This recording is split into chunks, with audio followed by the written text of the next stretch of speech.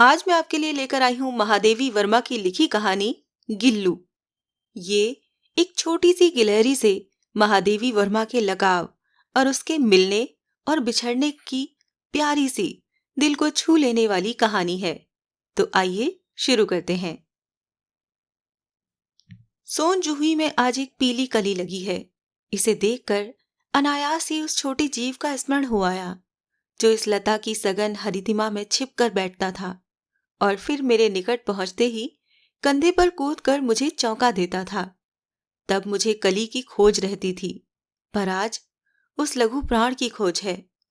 परंतु वो तो अब इस सोन जूही की जड़ में मिट्टी होकर मिल गया होगा। कौन जाने स्वर्णिम कली के बहाने वही मुझे चौंकाने ऊपर आ गया हो।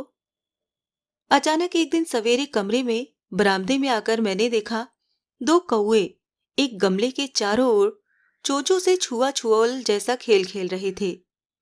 ये काक भुशुंडी भी विचित्र पक्षी है। एक साथ समादरित, अनादरित, अति सम्मानित, अति अवमानित। हमारे बेचारे पुरखे न गरुड़ के रूप में आ सकते हैं, न मयूर के, न हंस के। उन्हें पितर पक्ष में हमसे कुछ पाने के लिए काक बनकर ही अवतीर्ण होना पड़ता है। इतना ही नहीं, हमारे दूरस्थ प्रियजनों को भी अपने आने का मधु संदेश इनके कर्कश स्वर में ही देना पड़ता है। दूसरी ओर हम कौआ और कांव कांव करने को अवमानना के अर्थ में ही प्रयुक्त करते हैं। मेरे काक पुराण के विवेचन में अचानक बाधा आ पड़ी, क्योंकि गमले और दीवार की संधि में छिपे एक छोटे से जीव पर मेरी दृष्टि रफक गई। निकट जाकर देखा, गिलहरी का छोटा सा बच्चा है जो संभवतः घोंसले से गिर पड़ा है और अब कौए जिसमें सुलभ आहार खोज रहे हैं।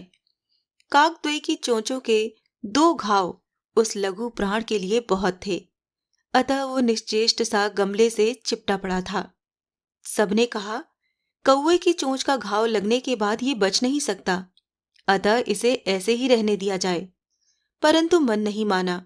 उसे हौले से उठाकर अपने कमरे में लाई, फिर रुई से रक्त पोंछकर घावों पर पेंसिलिन का मरहम लगाया।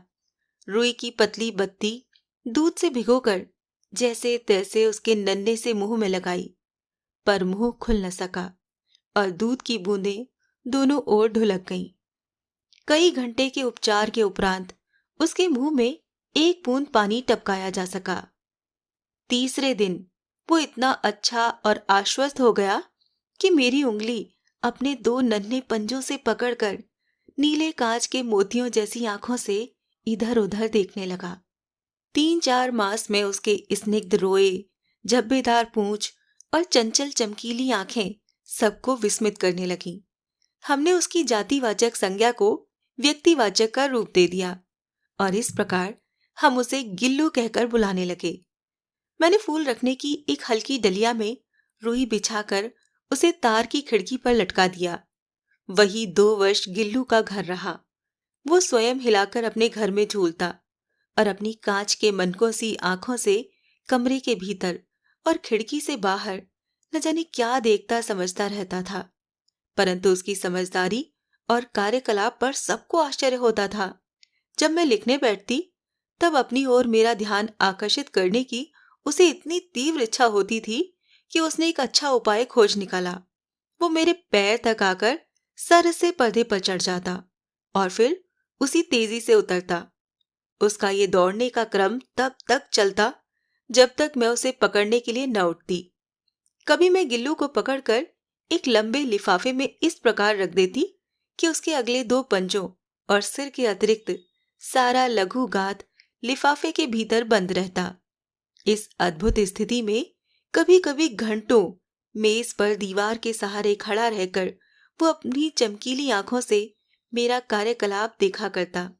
भूख लगने पर चिक चिक करके मानो वो मुझे सूचना देता और काजू या बिस्किट मिल जाने पर उसी स्थिति में लिफाफे से बाहर वाले पंजों से पकड़कर उसे कुतरता रहता। फिर गिल्लू के जीवन का प्रथम बसंत आया। नीम चमेली की गंध मेरे कमरे में हौले हौले आने लगी। बाहर की गिलहरियां खिड़की की जाली के पास आकर चिक चिक करके न जाने क्या कहने लगी। गिल्लू को जाली के पास बैठकर अपनेपन से बाहर झांकते देखकर मुझे लगा कि इसे मुक्त करना आवश्यक है। मैंने कीले निकालकर जाली का एक कोना खोल दिया और इस मार्ग से गिल्लू ने बाहर जाने पर सचमुच ही मुक्ति की सांस ली। इतने छोटे जीव को घर में पले कुत्ते बिल्लियों से बचाना भी एक समस्या ही थी। आवश्यक कागज पत्रों के कारण मेरे बाहर जाने पर कमरा बंद ही रहता था। मेरे कॉलेज से लौटने पर जैसे ही कमरा खोला गया और मैंने भीतर पैर रखा, वैसे ही गिल्लू अपने जाली के द्वार से भीतर आकर मेरे पैर से सिर और सिर से पैर तक दौड़ लगाने लगा। तब से ये नित्य का क्रम हो गया। मेरे कमरे से बाहर जाने पर गिल्लू भी खिड़की की खुली जाली की राह से बाहर चला जाता और दिन भर गिलहरियों के झुंड का नेता बना हर डाल पर उछलता कूदता रहता और ठीक 4 बजे वो खिड़की से भीतर आकर अपने झूले में झूलने लगता। मुझे चौंकाने की इच्छा उसमें न जाने कब और कैसे उत्पन्न हो गई थी। कभी फूलदान के फूलों में छिप जाता, कभी पर्दे की चुन्नट में और कभी सोन जूही की पत्तियों में।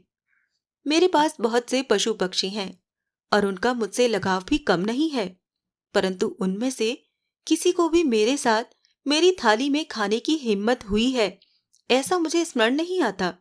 गिल्लू इनमें अपवाद था। मैं जैसे ही खाने के कमरे में पहुंचती, वो खिड़की से निकलकर आंगन की दीवार, बरामदा पार करके मेज पर पहुंच जाता और मेरी थाली में बैठ जाना चाहता। बड़ी कठिनाई से मैंने उसे थाली के पास बैठना सिखाया, जहां बैठकर वो मेरी थाली में से एक एक चावल उठाकर बड़ी सफाई से खाता रहता। काजू उसका प्रिय खाद्य था और कई दिन काजू न मिलने पर वो अन्य खाने की चीजें या तो लेना बंद कर देता या झूले से नीचे फेंक देता था। उसी बीच मुझे मोटर दुर्घटना में आहत होकर कुछ दिन अस्पताल में रहना पड़ा। उन दिनों जब मेरे कमरे का दरवाजा खोला जाता, गिल्लू अपने झूले से उतरकर दौड़ता और फिर किसी दूसरे को देखकर उसी तेजी से अपने घोंसले में जा बैठता। सब उसे काजू दे जाते, परंतु अस्पताल से लौटकर जब मैंने उसके झूले की सफाई की तो उसमें काजू भरे मिले, जिनसे ज्ञात होता था कि वो उन दिनों अपना प्रिय खाद्य कितना कम खाता रहा। मेरी अस्वस्थता में वो तकिए पर सिरहाने बैठकर अपने नन्हे नन्हे पंजों से मेरे सिर और बालों को इतने हौले हौले सहलाता रहता कि उसका हटना एक परिचारिका के हटने के समान लगता। गर्मियों में जब मैं दोपहर में काम करती रहती तो गिल्लू न बाहर जाता न अपने झूले में बैठता। उसने मेरे निकट रहने के साथ गर्मी से बचने का एक सर्वथा नया उपाय खोज निकाला था। वो मेरे पास रखी सुराही पर लेट जाता और इस प्रकार समीप भी रहता और ठंडक में भी रहता। गिलहरियों के जीवन की अवधि 2 वर्ष से अधिक नहीं होती, अतः गिल्लू की जीवन यात्रा का अंत आ ही गया। दिन भर उसने न कुछ खाया न बाहर गया। रात में अंत की यातना में भी वो अपने झूले से उतरकर मेरे बिस्तर पर आया और ठंडे पंजों से मेरी वही उंगली पकड़कर हाथ से चिपक गया जिसे उसने अपने बचपन की मरणासन्न स्थिति में पकड़ा था। पंजे इतने ठंडे हो रहे थे कि मैंने जागकर हीटर जलाया और उसे उष्णता देने का प्रयत्न किया, परंतु प्रभात की प्रथम किरण के स्पर्श के साथ ही वो किसी और जीवन में जागने के लिए सो गया। उसका झूला उतार कर रख दिया गया है और खिड़की की जाली बंद कर दी गई है, परंतु गिलहरियों की नई पीढ़ी जाली के उस पार चिक चिक करती ही रहती है और सोन जूही पर बसंत आता ही रहता है। सोन जूही की लता के नीचे गिल्लू को समाधि दी गई है, इसीलिए भी कि उसे वो लता सबसे अधिक प्रिय थी, इसीलिए भी कि उस लघु गात का किसी बासंती दिन जूही के पीताब छोटे फूल में खिल जाने का विश्वास मुझे संतोष देता है। अभी आपने सुना महादेवी वर्मा का लिखा संस्मरण गिल्लू।